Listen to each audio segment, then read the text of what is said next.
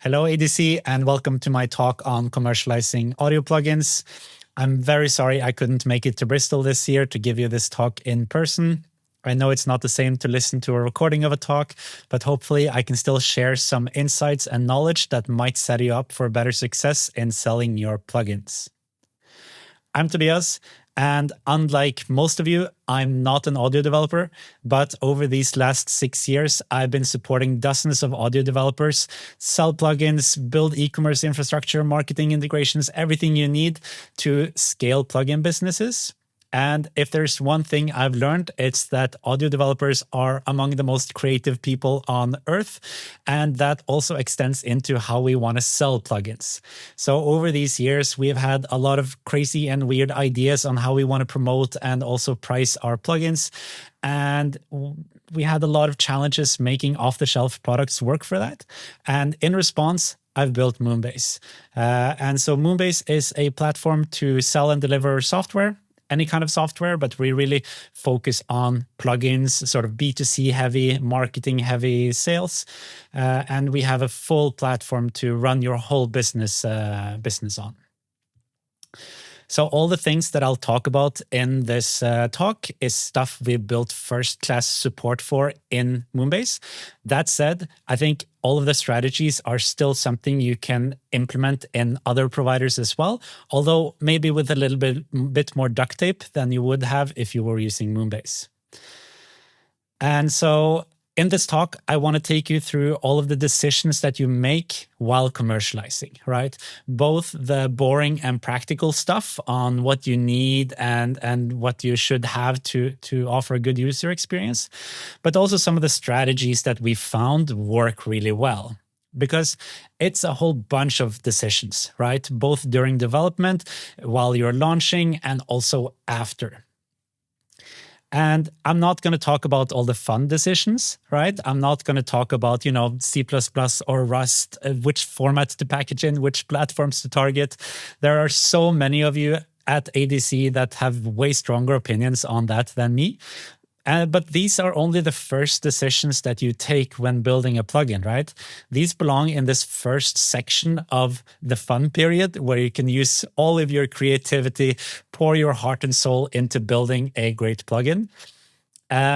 And of course, these decisions are important, but they're only one part of this journey, because there comes this launch preparation phase, when you have to set up code signing, do the boring stuff with business incorporation and stuff like that. But also all of these practical things, right? So you have to set up a website, you have to integrate some sort of licensing DRM scheme, you have to set up to actually sell plugins. And then there comes this go live date where you hopefully have massive success and sell a lot of copies of your plugin. But there's also this post-launch phase where you have to do some feature development and support. But there's also this growth subject, right? Like, how do you sell more? How do you sell better? How do you grow your business? And the decisions you make while, setting the practical stuff up, but also the decisions later when advertising and growing your business, these decisions, they matter as much as the initial development decisions. And so I want to prepare you the most for this. And it starts with decisions like, how do you use publishers or do you self-distribute? How do you build a website and a story and sort of a messaging that resonates with your customers? And how do you grow this audience to the point where you can actually make a decent profit doing this? And all of these sort of boil down to how do you run a plugin business? So this is what I want to dive into. To share some subjective opinions, but also some insights and things we like to do.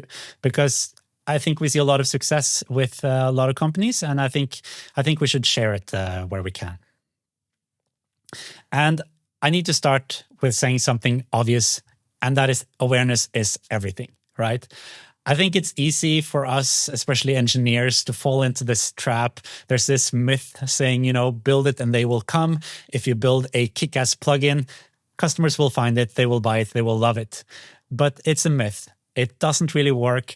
If people don't know about your plugin, they're not going to buy it. And so you need to put in a lot of work to gain that awareness, to make people know about your new product. And of course, there's a balance to things, right? If you have a crappy plugin or if you have a bad website that doesn't really get the messaging across, if you offer a bad user experience, that's not going to help you sell either. So there's definitely a balance between these two things. Building a great product, but also putting effort into spreading awareness of your new plugin. And I think that sort of lands you in this first decision of many. Do you use a publisher or a marketplace or whatever? Or do you go down this own route of self-distribution? How do you get your plugin into the hands of a customer? And this is quite an essential decision. And when I talk about sort of publishers, marketplaces, right, I talk about these guys. ADSR, Plugin Boutique, MuseHub, all of these have their different strengths and weaknesses. And they are an important consideration when you think about how do you want to distribute your plugin. Because you need to know what they offer. And obviously, the main part is that they come with an audience. They come with an audience and also a platform, of course, to just handle the practical bit. But the audience is really what you're after. And this is something that you should research for yourself. Like if a marketplace's audience is a spot-on match with your target audience and it's not too crowded for exactly what you're offering, it could be easily the right decision to go for. If you can see yourself carving out your section of that marketplace and gaining customers, and if it's the right financial deal for you, then do it. Just be aware that obviously you sell on their terms, both when it comes to the financial deals that you're doing, to pricing, and also tech in most cases. And maybe the most important part is that you're ultimately giving away your customers. It's very hard to get customers into your own business when the only place you have your plugin is at a marketplace. And this is very painful for some of us that wants more authority over our own business. But the option to outsourcing distribution is not easy, right? Or it hasn't been easy. It's getting easier, but it's still a lot of work. Because if you want to self-distribute your plugin, if you want to make your own brand, your own company, you need a whole bunch of things. You need a whole business stack, both sort of business-wise in terms of incorporation, but also in terms of website, e-commerce setups, marketing integrations. You need a full stack to sell plugins. And importantly, you need to build and nurture your own audience. But this is doable, right? Like there's a lot of tips and tricks to do this, and we'll go through some of them. And importantly, this is an audience that will stay with you for the lifetime of this business. And if you treat it right, hopefully you have a good product, you have a good messaging, maybe you will turn them into a loyal, raving fan base, because that's ultimately the goal that we want to enable. And if you do this, you can sell on your own terms, you control your destiny, you control your identity and brand. And that's ultimately what we want, at least many of us. And so I want to take this talk and go down the self-distribution route. If you want to outsource distribution, that's fine. That's the end of my talk. Thanks for listening. But the self-distribution route is very interesting to me. I think it was earlier this year, I was in Berlin for an audio developer meetup, and I was listening to Rhiannon from the Audio Programmer talk about the last 10 years in the audio industry space and what's changed. And something that has not changed and that she likes about it and that I really love about it as well is this indie spirit that we find in this industry. The fact that so many developers are daring to go out on their own, create tiny plugin brands, and actually do very well. It's so inspiring to see. We have a ton of you doing it through Moonbase, and we're very lucky to that, to help so many of you succeed. But it's an interesting question, like, how do you actually do this? Like, how do you start your plugin brand? How do you sort of do the practical thing and growing it? And so that's what I want to touch on today. Both the practical things in terms of tech that you need, but also some growth strategies. I'm going to try to touch on all of them at least. We'll see how much time we have. And when you jump into this, the first thing I think most people think about is how do you get the messaging out, right? Like how do you present your plugin?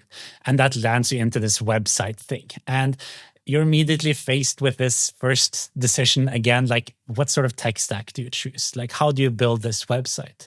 Because you have everything from, the hardcore Next.js Vercel stack, you can set up all of it on your own, to the simple drag and drop website builders like Squarespace and Framer, and now even Figma sites. But I think this is a very developer-oriented way of looking at it because it doesn't really matter. These are some of the merchants that have gone live on Moonbase recently. And if we take a look at these and see what technology they're using, we see everything.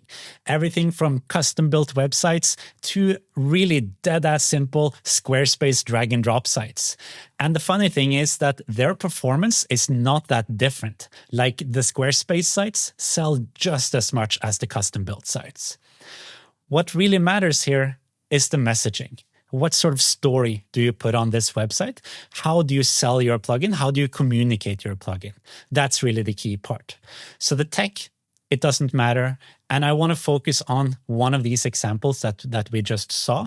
And that's Jordan from Black Salt Audio.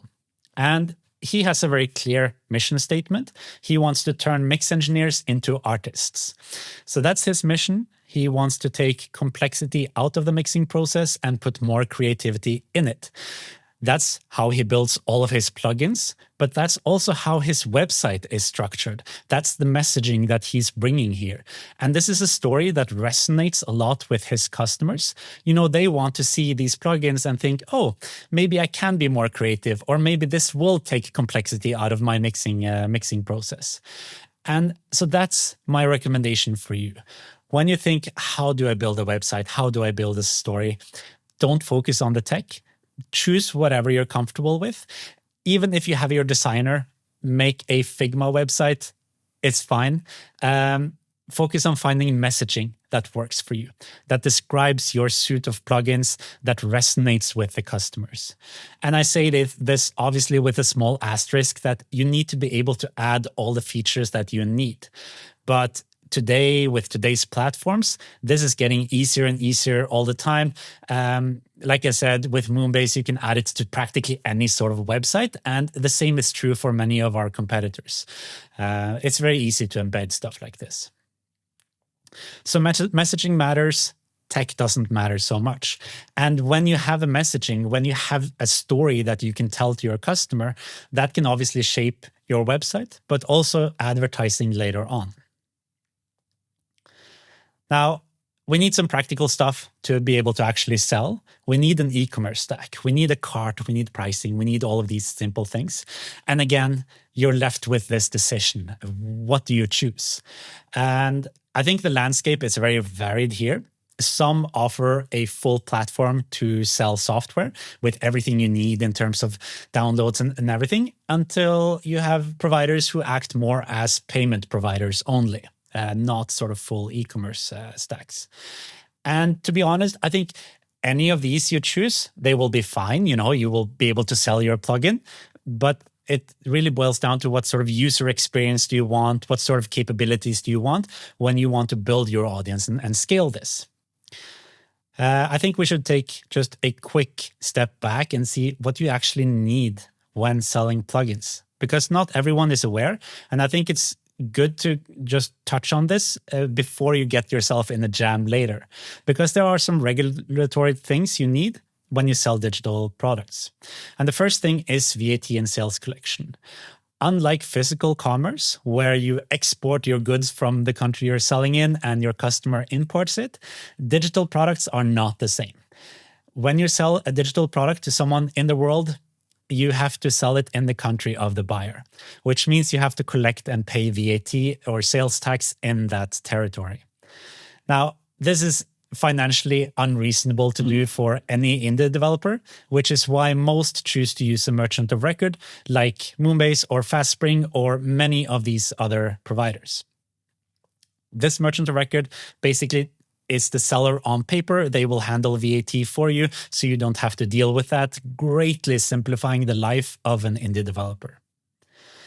And we have some more regulation coming in the EU, especially for B2B purchases, where invoices needs to be quite specially formatted and things like that. So all I want to say here is that don't handroll a WooCommerce server and hope that everything will be okay. You don't want to have that company liability of potentially getting back taxes later on. Now, aside from the basic regulatory stuff, there are a couple of practical things that we want as well. And for me, these are quite obvious, but I think we should dive into that a little bit. I think basic stuff like secure downloads, good customer communication, and pricing strategies to sort of sell the way you want are pretty common. And I think most providers provide some features for this.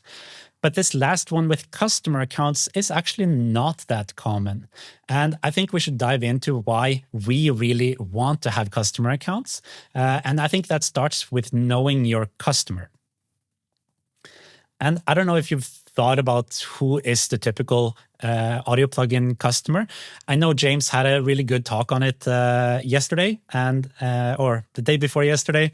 And he brought up a bunch of interesting points. And I'm going to take a slightly different perspective because at the risk of overgeneralizing, I sort of see a lot of customers are less out to purchase something sort of by raw utility. You know, they're not reasoning to themselves that like, yeah, this is the compressor, or this is the EQ that I need.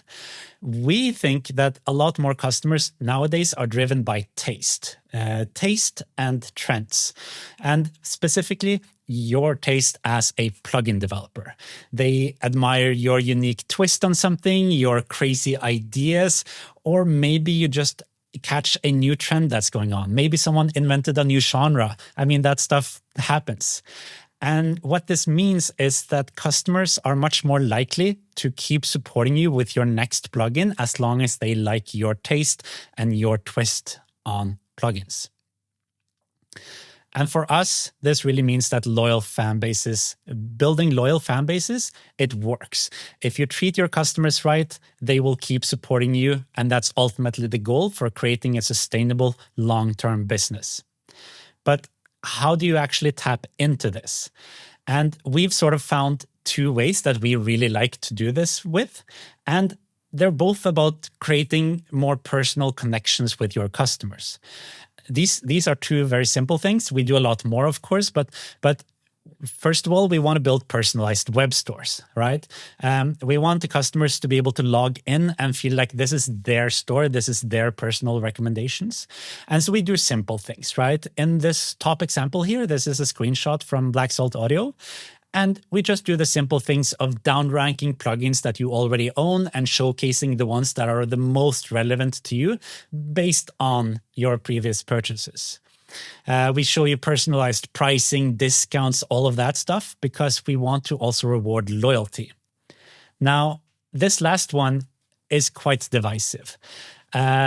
I talked to James Russell from Egg Audio about this like a week or two ago, actually. And I told him that like, yeah, we like to do this. We like to reward customers for their loyalty. If you've already bought a plugin and we release a new one, we want to give existing customers a discount.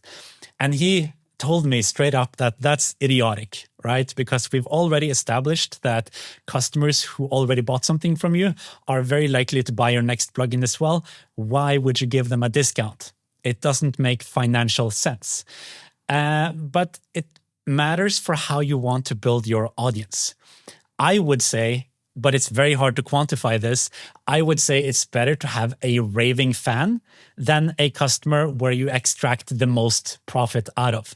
A raving fan might spread the word to all of his friends how much he likes you and your company as a plugin developer, versus a customer who never gets a discount in his life and just has to live with it.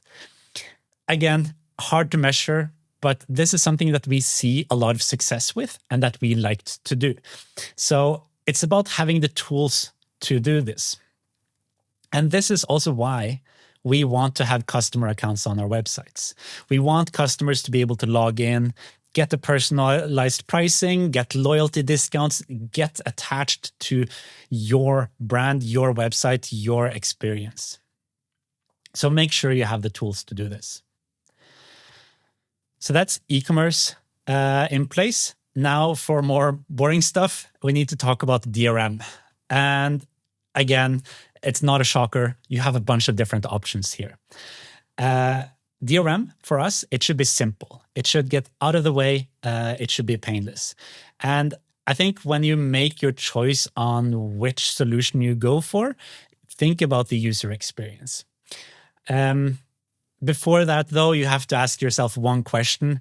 That is, I think, do you need 100% full piracy protection? If so, just go pace and be happy. But if you're willing to compromise, if you're willing to focus a little bit more on the commercial aspects and the usability, I think there's a lot of options out there. And I want to show you a little bit what we like to do, because DRM should be painless. We want to eliminate any sort of friction for the customer when they install and activate their new plugins, because we want the best user experience. This should get out of the way. And we already sort of talked about, well, if our website has user accounts and they can log in and feel like that's their personal storefront, can we extend that to the licensing bits? And it turns out we can. That's what we did. And it's a flow we really like. But here comes a requirement now, because now we're talking about having a licensing solution that has the same user accounts as your e-commerce and payments solution. And that's where things get tricky. That's where dependencies start to get hard. And finding off-the-shelf systems for this requires some duct tape, and it can be hard. Many build their own in-house solutions for this. And so I want to show you what our solution for this looks like. This is our juice module on the left. This is how we ended up building our licensing solution. And what it does is it just opens your website, because 9 out of 10 times customers are already logged in. We can see who they are. We can see they have a license. We just activate the plugin immediately. Zero friction, no hassle. This is what we want in a good customer experience. And of course, this also works for trials. If they do this process and they don't have a license, or if they're not logged in, we ask them, do you want to start a trial? Do you want to buy a license? We can commercialize it a little bit as well. And of course, the same with offline activations. Now, you might think that this licensing flow is only a pure practical thing. It's something you need to have in place and that's it. But there is a very important commercial aspect to this as well. And that's trials. Now, I believe every plugin should offer trials, but not only should you offer trials, you should keep track of who starts a trial. Because it turns out trials are a really, really good way of building your audience. And they're also a really good sales channel, because if you can follow up automatically, maybe not with like a hardline sales pitch on why they should buy the plugin, but just friendly tips or a little discount to convince your customers that, yes, this trial is good. Let's buy the full license afterwards. This represents a non-insignificant portion of revenue for many of our developers, and it's quite an important flow.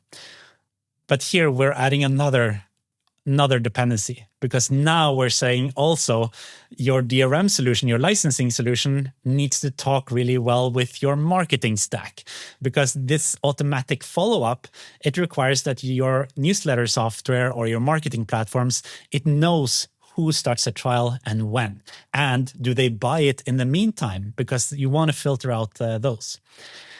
That's another hard part. That's more duct tape. But you can automate it away, and it's a really effective strategy. Now, we talked about DRM. We've chosen the solution, and we're almost ready with all the tech. Now, I only have 30 minutes, so I'm going to skip over customer support. It's not that it's not important, but it doesn't impact the commercial strategy a whole lot. I think when you're starting out, you can start very easy with basic email tooling. And once you grow, you can find a lot of really good platforms out there, like Freshdesk, Intercom, Crisp. You have a lot of really good platforms to help you do customer support. Just make sure to keep communication personal and effective, and I think customer support will be fine.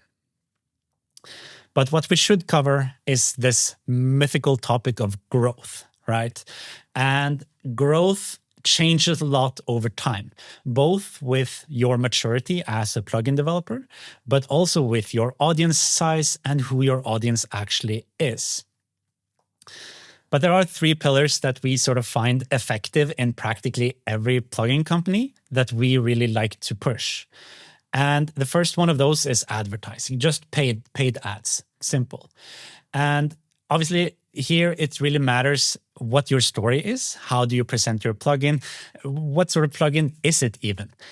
I mean, we see quite some developers making plugins that are practically designed to go viral, and that's fine. Others are more professional, and you want your story to reflect that, and you want to make ads that also reflect that. Because the best ads that we see are the honest and professional ads that just show what the plugin is capable of. But this is not an exact science, of course. I'm just sharing what we see here. And when it comes to picking channels, what we really see is Instagram is really the best channel to go for, with Meta being a close second. If you ask me, don't even bother with Google ads. You can't target them as well. They don't drive enough engagement. They are not worth it. And of course, there are some things you should keep in mind here, right? You want to make sure you can measure it, because you don't want to be throwing good money on bad ads. If you do hit a successful ad, because a lot of people do, you want to keep that going. And what we often see is that there's a particular sale associated with an advertisement campaign. And then it really matters to have tools to allow you to keep that sale going while not having the rest of the site be in that mode. So that's something to think about when you choose your e-commerce stack. And this needs investment to be worth it. You have to put the money in to get a positive return on investment, but in many cases, it's worth it. Now, something I left out in this list of channels, of course, is YouTube. And we don't really feel like YouTube ads work. What we like to do more is partnering up with content creators to get that YouTube reach, because it's a much more effective way to reach viewers. And this is hard, right? Because here, again, you need to find the right content creator to fit your plugin. It's sort of the same as choosing a marketplace, right? You need to find someone who has the audience that is your target audience. And not only do they need the audience, they need to have the authority. Because we've seen more than a couple of times that you either pay up front or you create some sort of revenue share agreement with a creator that has a really wide reach. They have a lot of subscribers, they have a lot of views, but then they don't have the authority to sell your plugin. They're maybe too busy making too many videos. There can be many reasons why viewers ultimately don't really trust them when they say, hey, this is a good plugin. So make sure you find that mix of the right audience and the right authority to actually sell your plugin. Like with ads, make sure you can measure it. And also, we really see this as most important when just starting out. When later on in your business life cycle, we really see the most powerful tool is email campaigns. And email campaigns, obviously, they work best when you have an audience to send these campaigns to. And so this is why it's important all the way from the start to start thinking about an audience, right? Start thinking about building a fan base, an audience to listen to your newsletters.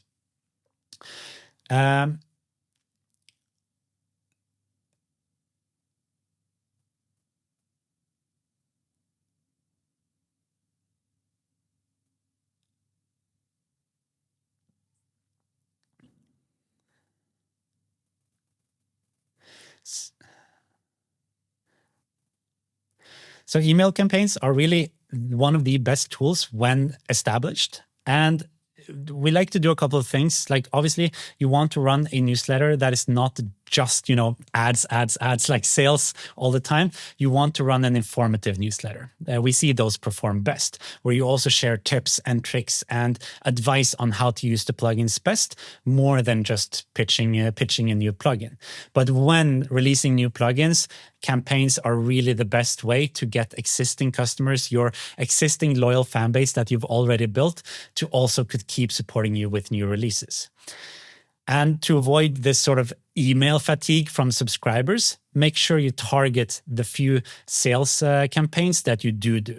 You don't want to be advertising sales for plugins that subscribers already own. They don't have any interest in it. So make sure you can segment your subscribers based on what they own or based on what they've tried and might be interested in, so you can have the most effective campaign possible. And campaign effectiveness also depends on the messaging that you use. And this is where you need to also use your story, also use your brand identity to deliver a clear message. So make sure you can also measure that so you can see the engagement coming back from subscribers. Those are really our three main pillars of growth. I think it really boils down to early on, do some paid ads, do some content creator partnerships to build and nurture your audience to the point where you can pivot more and more into email campaigns and other tools later. That's what we see being the typical path. That's my short talk on plugin commercialization. It can be a lot of duct tape. It can be complicated, but it doesn't have to be. With enough work and with enough diligence, it's very possible to create your own plugin brand and be very successful. That's what we see all the time. So good luck launching, or good luck selling even more. And thanks for listening. Be sure to hit us up at our booth if you have questions.